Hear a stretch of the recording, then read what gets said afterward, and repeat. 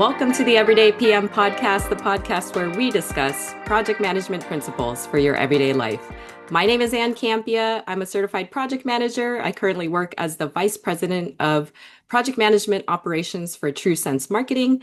I'm also the host of the Everyday PM, and I'm excited to welcome our very special guest, Lata Hamilton, who is joining us from somewhere that is not the US. I know that because we vary in time zones.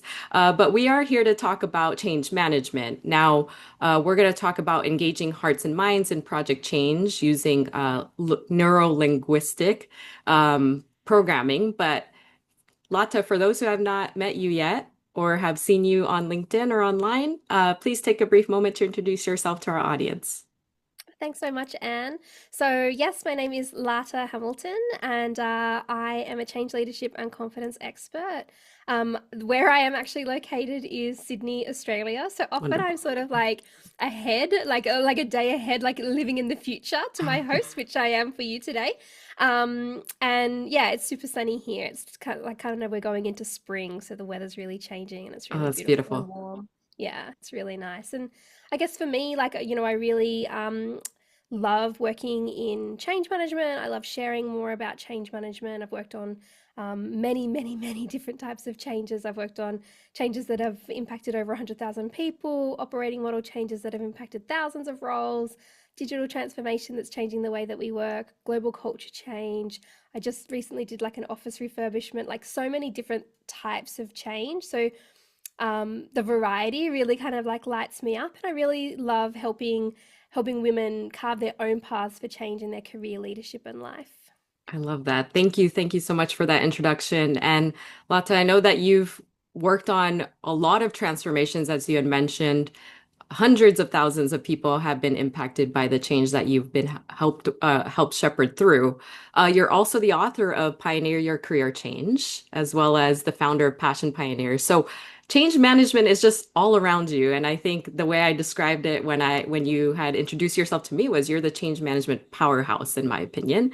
But I think for those of us that are listening and primary audience of this podcast is project managers, but we also have just career professionals as well. And so, for those that aren't familiar with change management or change managers, or maybe they're called transformational leaders or something of that sort, what's the difference? How would you define a project manager versus a change manager? Yeah, it's such a great question, and I think it actually really does matter where you are in the world, and it matters, what industry you're in, and or even sort of like what company you're in. There's definitely different terms for different people. But I think to like level set everybody, and like Yeah. when I'm talking about organizational change management, like what is it exactly that I'm talking about? So I love to define things really simply, and I say it's moving people from doing things in one way in an organization to doing things in a new way in an organization. Mm. And we do that sort of through three key areas. So through communications, training, and business readiness. And business readiness is like, you've probably heard of communications, you've heard of training. Business readiness is like, does everybody have everything they need to do things in the new way and keep doing it that way in the future? So they don't go back like to the old way of doing things, or they don't Hmm. get stuck not being able to like move forward.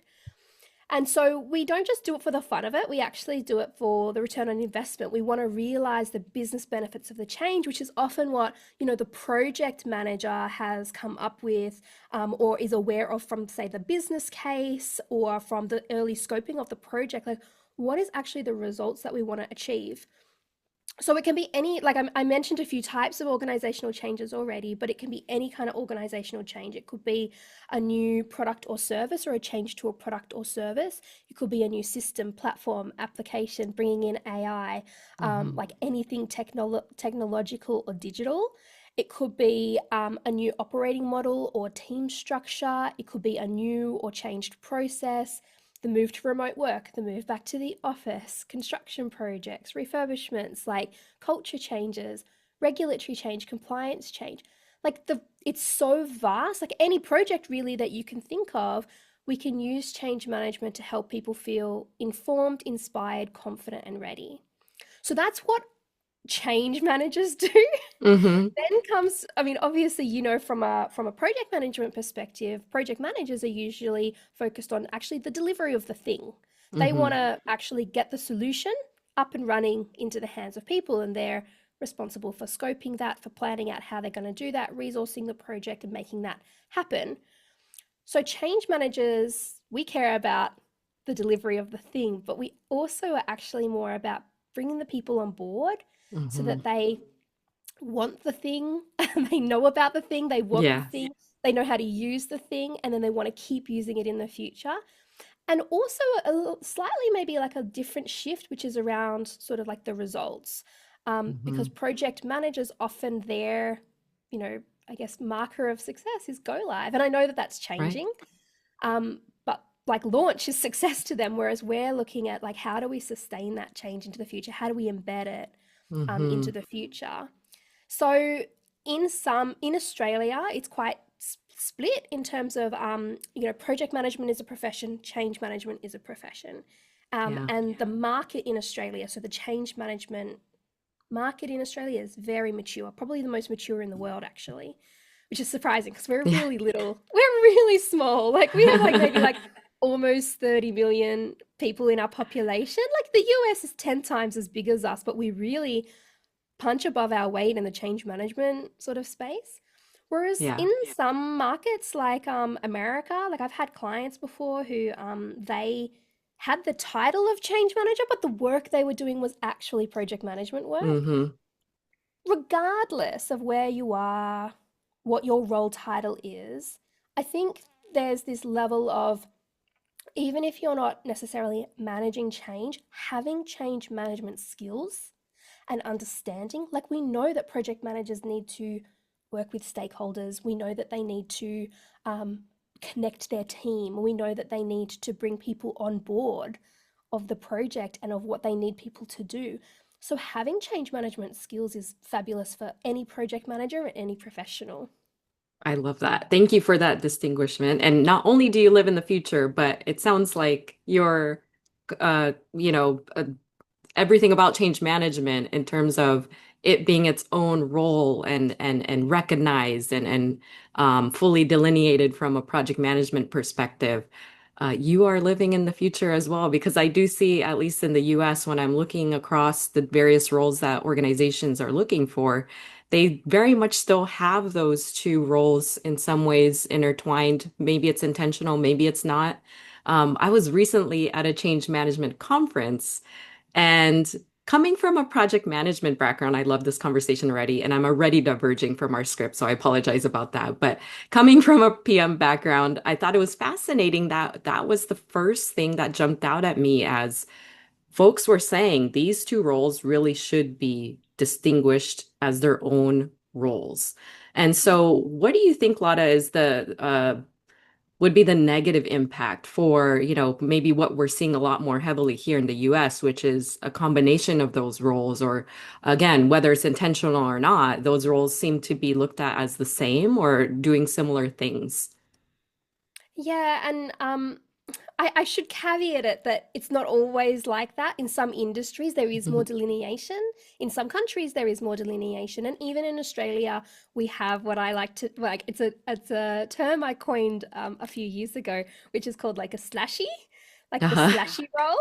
And if you know Zoolander, the film, like the old sort of cult classic Yeah. Zoolander, where Hansel's like, or actually I don't even think it was Hansel, it was somebody who wanted to, Fabio was like, I want to be an actor slash model and not the other way around. It's true. And I think that always, when we're talking about like project slash change, there's a lot of that around, like project slash change, change slash business analyst, change slash comms, so many slashy roles. But I think the thing to Yeah. really watch out for if you are a project manager or if you're a business leader who's tasked with putting together a project, like understanding that project management in and of itself is such a big role. Like Hmm. it's such a key thing to have to manage a project end to end, to scope, to quality, to Yeah. time, to budget, to resources that you have and capacity that you have available, to the business case. Like having to manage that is such a massive role. And then change management, like I just came off a project with a consulting client, and they were project they were very used to projects, but it was the first time that they had really been supported by a really kind of hands-on, practical change manager. Mm. And one of the program managers, she was like, I always kind of knew like project management had this kind of like you put together a plan and then you kind of execute across the plan. I never Right. knew that change management would have the same thing. Imagine you've got a whole, almost like replicating how much work there is to do in project management. Uh-huh. You have to do that for the people because you want to, identify and map out all of your stakeholders. And then you want to actually create an experience and create a journey and keep tapping into those people and into those Mm. networks. And you want to craft communications and you're going to need to pull together like training. So, what I found is when project managers are having to do all the change management themselves as well, Yeah. it can really run people very ragged. It can really burn people out, or they don't focus on the people at all. They just focus on the delivery. And it Mm-hmm. kind of waters down both professions and it puts Yeah. your project at risk, really. So even if you can't, even if your budget doesn't allow maybe for a full-time change manager, like you could always potentially bring in a consultant to do bits and pieces of it, or you could bring in somebody more part-time, or you could have somebody come in just to set you up for success on the change front, and then use some internal resources to do the delivery. Like there's Right. ways I think that you can massage it where it's not all sitting on the shoulders of the project manager. Absolutely. Absolutely. I think it blew my mind, but at the same time, when I heard it at this conference that they should be distinguished roles, it completely made sense. And then what you just said further emphasized the point. So I want to get into, the connection between the two roles though, because project managers essentially are carrying out or at least executing part of that change, right? So we are involved in the project change aspect of it. And the heart-mind connection is what I'm super fascinated about in terms of how you do with change. So you talk about engaging hearts and minds from the inside out for PMs dealing with resistant stakeholders, let's say, or team members who, we all encounter people who are just really adverse to change, whether it's in the professional setting or even in the personal setting, right? Some people just don't like change. So how do you use that technique to move beyond the traditional change management approaches that some of us might be familiar with? I think in the past, our audience has heard about models like ADKAR, Prosci, I think it is. So forgive me if I didn't pronounce that correctly, but there's a few that we're familiar with. But how does this technique differ from those? Yeah, so I think it kind of we have to think about where we are in the grand scheme of things. And project management's been around for, several decades. Change management's been around for probably a couple of decades. Hmm.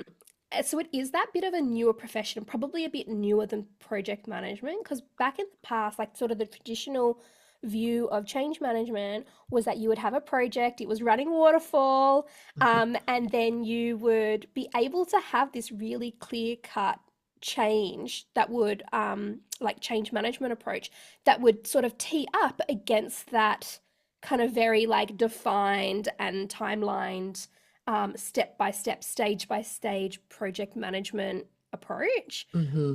And the problem is like that's not the way that projects often run anymore. Like often they are more flexible, they are more fluid, they are more agile. There might be an overarching project timeline, but things are chopping and changing in between. And then there's how we actually think about people. So people in the past as well, like 20 years ago, and 30 years ago, there was a lot more opportunity for people to just be told what to do. I Mm, mean, yeah, yeah, there might have been some resistance, but people generally kind of like stuck with that kind of hierarchical it's a reporting really good lines and point. things. Whereas now people really want to be empowered in their organization. They want to feel like they've contributed, that they've been part of it, that they've been consulted. There is a real shift in the way that people show up to work and what they feel entitled to at work. Like, Yeah. rightly or wrongly, they feel entitled to have a say, and they want to be engaged and they want to be part of it. Hmm. And you mentioned, some people don't like change. Most people don't like change, like myself included. Like, I'm part of this as well, um, because it's part of our internal hardwiring of like how our psychology is hardwired. Like, Sure. it's not rocket science, and I don't go into it in huge amounts of like detail. Um, but like, like at a really high level, when things are stable, when things are the same, when things continue on, then we know our place. We can plan for the future. We can Hmm. guarantee our livelihood and our income. And when something changes in an organization, it really throws up that survival instinct because people don't know what it's going to mean for them, don't know what it's going to mean for their role, don't know what it's going to mean for their future and, their ability even to put food on the table. Yeah. Even something as little as like a process change can really fire up that survival instinct within people. Then what happens is that once that emotion gets triggered, people's ears close to all of the logical rational reasons why we need to do this change. So they Hmm. they often, like we say in neuro-linguistic programming, which is what I'm accredited in, it's the study of excellence in behavior, communications, and psychology, or your emotions. And what we say in that is that when people's emotions increase, their intelligence decreases, which is Hmm. not to say that their IQ decreases, it's that their ability to rationally think and process is impacted. And if you ever think about, when you're in the heated and in a heated argument or in a really like high emotional state, you can't think clearly. Like you'll literally like, they talk about like you're seeing red, or you Yeah. kind of almost like you're more focused on winning than on what's right, if that makes Hmm. sense. Yeah.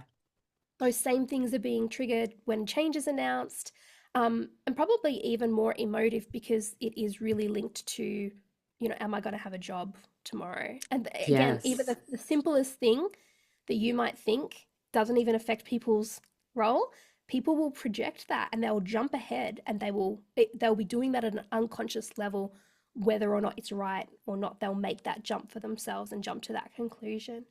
Yeah. So, with neuro-linguistic programming, we really want to tap into people's hearts and minds, and we want to craft change communications and change messaging. We want to run programs and training. We want to set people up for success and build capability and coaching skills in a way that's going to actually really tap into their hearts and their minds. It's going to actually have them resonating with this change from the inside out and feeling like they are empowered, supported, understanding, and also that they have a future.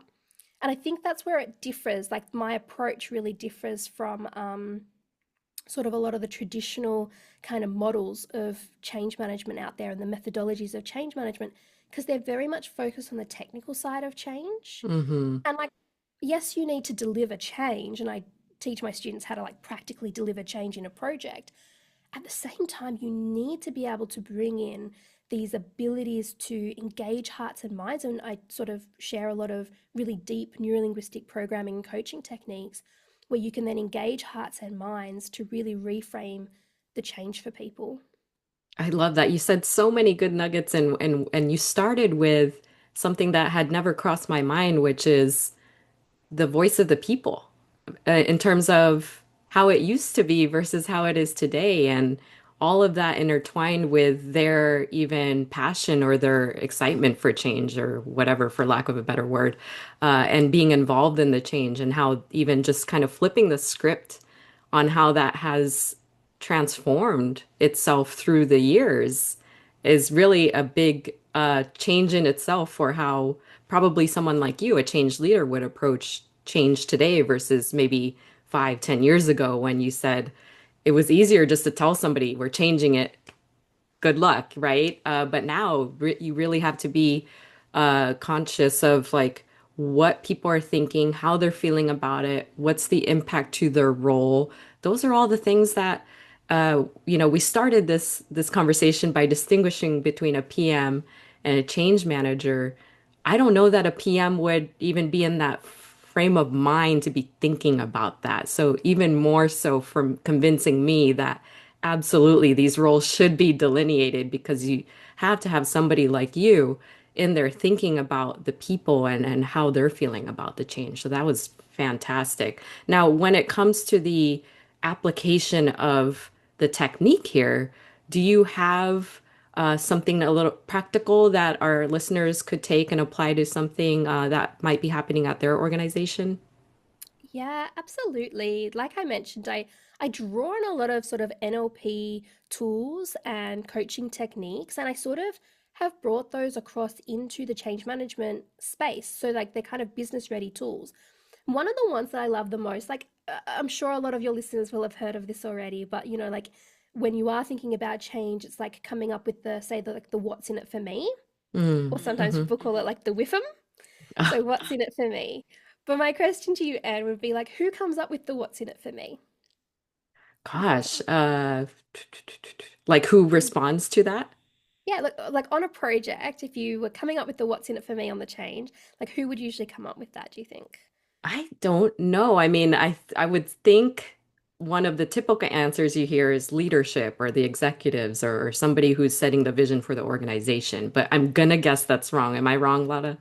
No, bingo, you're not wrong. You're Oh. absolutely right. Like, it might be the change manager, the project manager, it could be executive, sometimes even the board. I've worked on projects where the board actually mandated the Interesting. change, the leaders. And if you think about it, if somebody else is coming up with the what's in it for me, then it's not really what's in it for me. It's actually what's in it for you. It's trying to Hmm. convince somebody what's in it for you. So it's not whiffum, it's actually more whiffy. And it is a bit whiffy, right? Like it smells a bit like BS. Because people are like, hang on a second, you're just telling me all these like, and often it's like the logical, rational reasons why we need the change. Like we need Hmm. to create this burning platform for change and blah, blah, blah, blah, blah, blah, blah. But the problem is it's being crafted from people who are looking at it from a business case perspective or looking at it from a productivity perspective or a performance perspective. And that's not what engages people's hearts and minds. Like a really good example of this, sort of early on in my change management career, I'd already learnt neuro-linguistic programming and coaching, and I was struggling with this project manager who was rolling out this financial reporting system. And she was like an accounting finance background. So I was saying to her, I'm like trying to figure out how we're going to brand and message this change. And I said to her, I'm like, oh, what is the benefit of this change? And she's like, financial reporting. And I'm like, okay, I For know that you. lights you up. I know that switches you on. Like you could see her, like she's like, yes, like this is great. But I'm like, nobody else is gonna care about that. Hmm. Like maybe your colleagues will, but nobody else in the organization is gonna care about that. So if we led messaging that change with like financial reporting, we would lose people because they would either not care or even worse, they would think it's only about the money. And Yeah. like you know what I mean? So instead, I did this one really simple, but very powerful NLP tool with her, which is called chunking up. And the idea, the principal premise behind chunking up is that when things are high level, when things are more broad brush and high level, that more people are going to get into agreement with it. Mm. And that when things are more detailed and lower level and more specific, that's where you're going to get disagreement. That's where you're going to get opposition, resistance, personal preferences, which create, opposition. Yeah. So, like a really good example is like I live in the heart of Sydney. I live in a two-bedroom apartment. I've got a beautiful garden terrace. I have a pool, spa, sauna, 24/7 concierge, and a library in my apartment building, and I love it. But for other people, like it's super specific, right? But for other people, that might be their idea of a nightmare. Like they might be like, I want to be in a house in the suburbs so that there's, room for my kids and my pets. Or they might Hmm. be like, don't even want to live in the city. I want to live in the countryside and see the mountain air. Do you know what I mean? Like everybody has personal preferences of their individual house to live in. But when we chunk up and we kind of go, like, well, what's the purpose of a house? What's the purpose of living in a house? We can chunk up by asking this question, for what purpose? Or what's the highest intention of that? That's how we get higher level chunked. Hmm. And then we could chunk up and go, okay, like we've got a house. What's the purpose of a house? Or like what's the next stage of a house? Oh, okay, it's to be in a community. What's the purpose of that? Because that's part of being in a country. What's the purpose of the country? Being part of the world. What's the Hmm. purpose of the world? Well, we're all part of the fabric of the universe. Yeah. And when you chunk up to the universe, like we can all agree that the universe is a pretty great place to live, right? So then you're able to kind of get to this point where everybody's able to be in agreement. So that's the principle. Then going back to this particular case with this particular project manager. So Hmm. I'm asking her, so I just did this with her, one on one, just with her. And I just said to her, like, what's the purpose of financial reporting? And then she answered, what's the purpose of that? What's the purpose of that? And I just kept asking. And I wasn't asking the question why, because why actually creates listing in the mind. We Ah, want to ask for what purpose, what's the highest intention, because we want to chunk up. And we ended up getting to the point, it was a local government organization that I was working for. And we ended up getting to the point that um, that doing this would actually create more information and data to be able to make better decisions. And the reason that we want to make better decisions is for our community.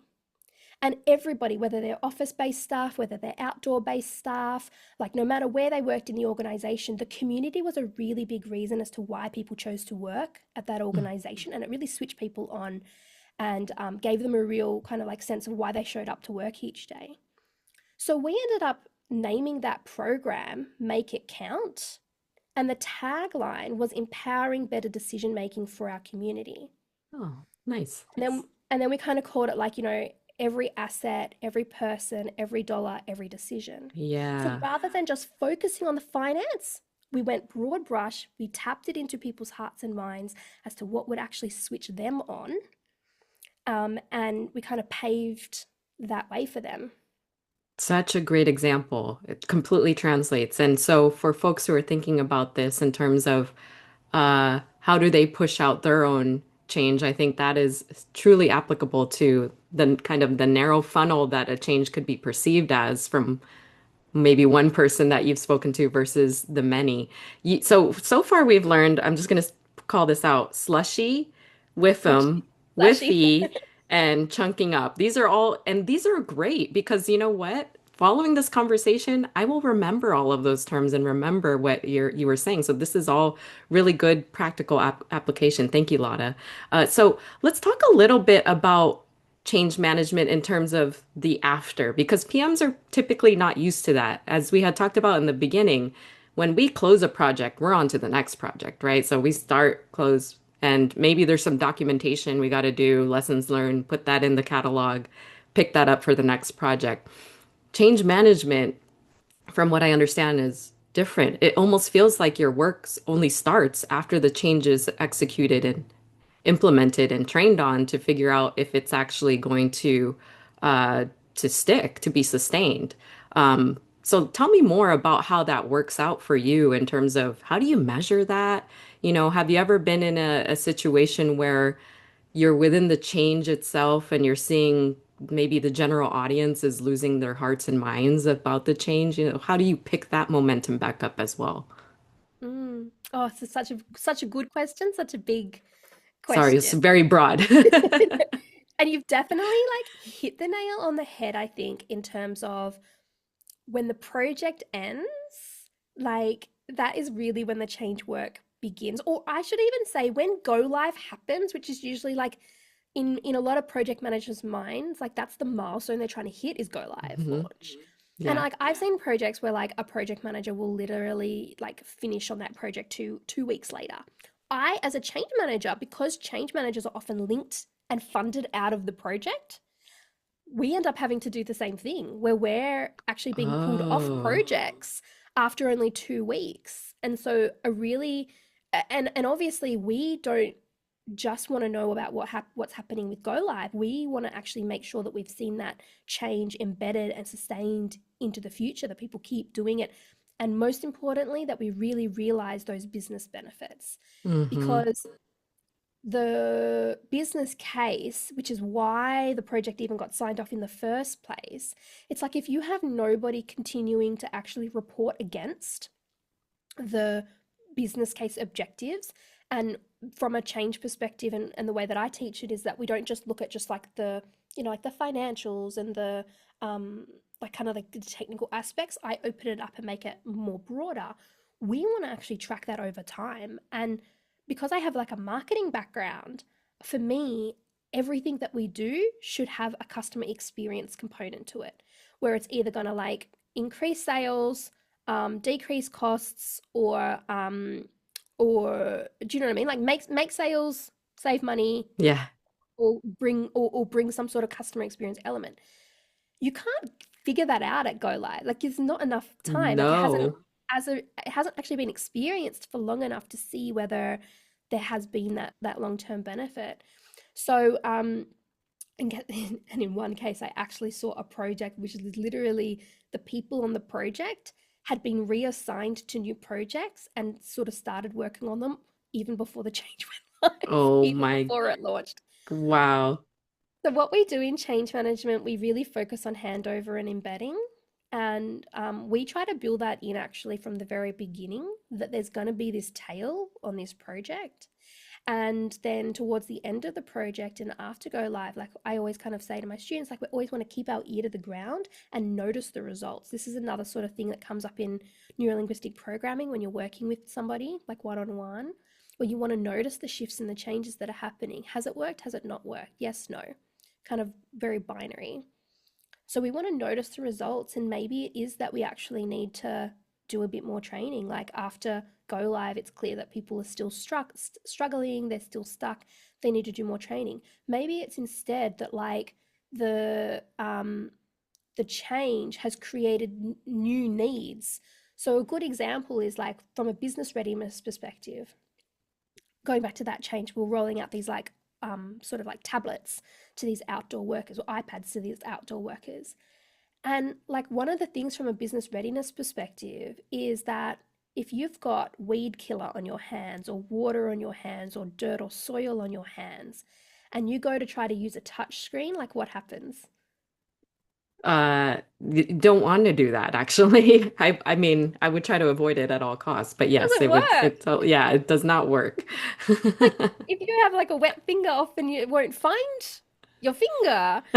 So as part of Go Live, like we were like, let's pop a set of like wet wipes into each truck for each of these Nice. outdoor workers. But then thinking about it, thinking about how you're going to embed that, once that pack runs out, it's like they're not going to do it anymore and they won't be able to use their tablets. So it's Mm, like, okay, we needed to give that job to somebody to replenish those on a regular basis so that they could keep using those tablets in the future. So there's this handover and embed place where we want to go, what's all the things that happened in the project?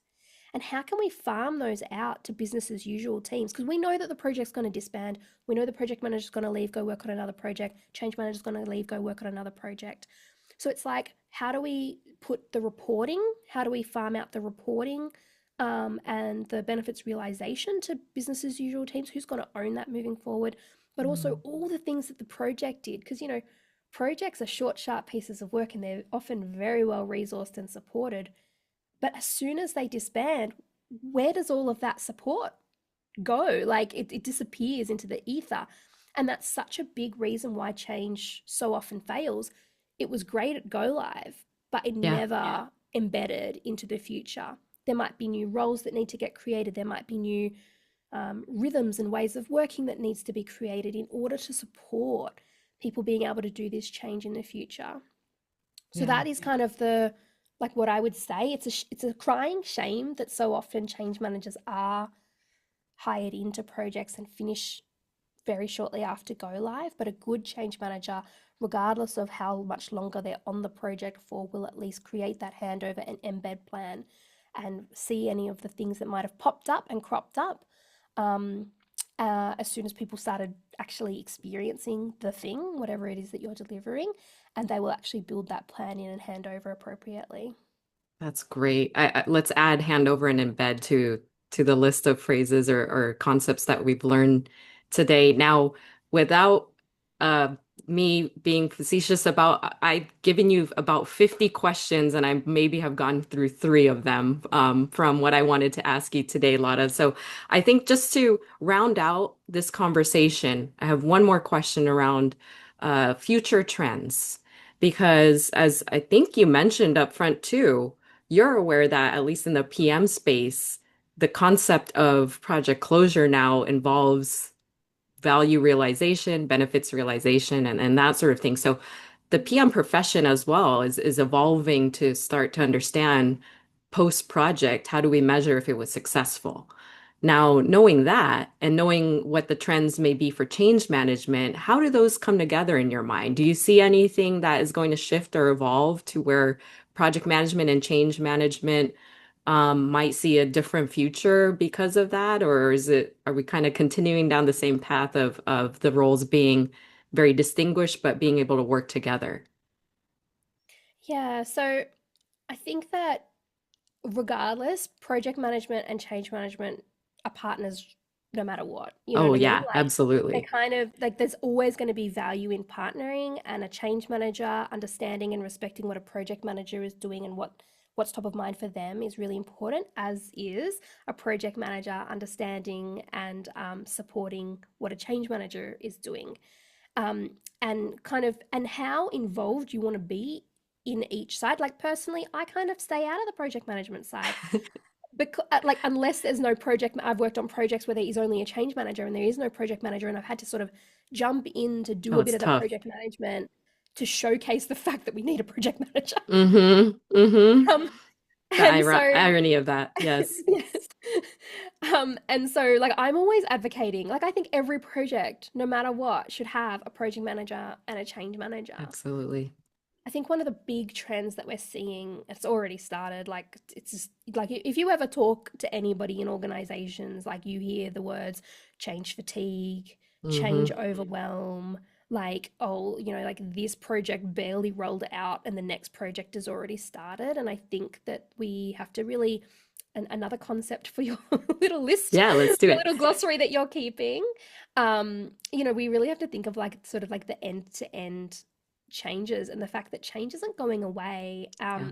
And I kind of like to sort of talk about it kind of almost like the ripple effects of change. And I don't know if you've ever heard that phrase where like a rising tide lifts all boats, but Yes. in the past, we sort of had like project peaks and then down, and then another project peak and then down. And those waves are almost like not, there's no separation of them anymore. Like change is coming so thick and so fast. Projects are having to implement and deliver so quickly with increasing technology, the advent of AI, more automation happening. Like we're only going to see that accelerate. So Yeah. projects won't have the luxury of, like sometimes like the 6 months or the 1 to 2 years to figure themselves out and deliver, and change won't have that either. So, what I like to sort of, the phrase that I like to use is building the undercurrent of change acceptance. So, Mm. building the undercurrent of change acceptance. So, instead of thinking of those peaks and troughs, which is why I don't really use a lot of the change management models anymore, I use sort of my own model Yeah. or this own kind of framework, which kind of alludes to the fact that change never ends. Every change you've done in the past feeds into the change that is coming in the future.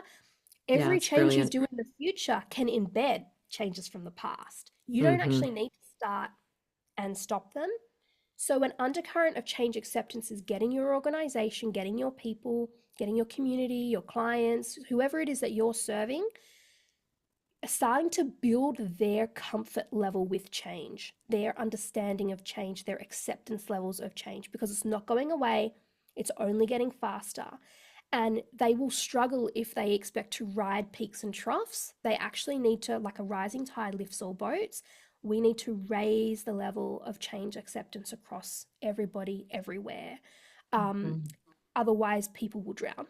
People will just, Wow, and I think it's that's brilliant. everybody's responsibility. Absolutely, absolutely. Look, Lada, I wish we had many, many more hours to have you as part of this episode.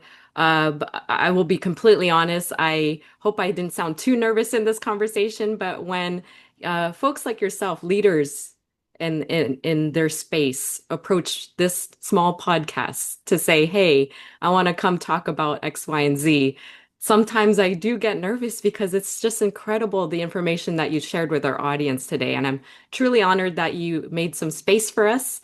You've shared a lot about change management, but certainly not enough. So if folks want to continue the conversation with you, where can they find you online?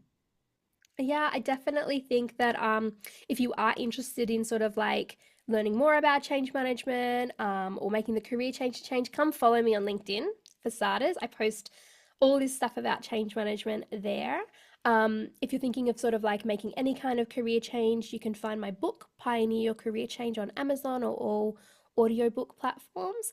And then if you really do want to bring sort of change management, practical application of change management skills, tools, techniques that engage hearts and minds, if you want to bring that into your project management toolkit or into your leadership toolkit, I would just so highly recommend my program, Leading Successful Change, because that is what it is all about. And like, I've had students literally walk out of that program, or even just one session or one module or one lesson of it, and be like, I've put that into practice the next It's day. awesome. And hearing that just lights me up, because I'm like, people are going out there and they're practically doing change. They're not just learning about the theory of change, they're Mm-hmm. going out there and doing it and helping people to understand, accept, embrace, and come on board with change, which is my big passion. I can't emphasize enough how honored we are to have the information that you shared. Super practical, not just for project managers, but career professionals in general. So you folks can also talk to me, but more so talk to Lata. I'm also on LinkedIn at and Campea. But more importantly, subscribe to this podcast, the Everyday PM podcast, and leave us a comment about what you thought about our conversation today. So that will do it for Lata and I for this installment of the Everyday PM podcast. Until next time, take care.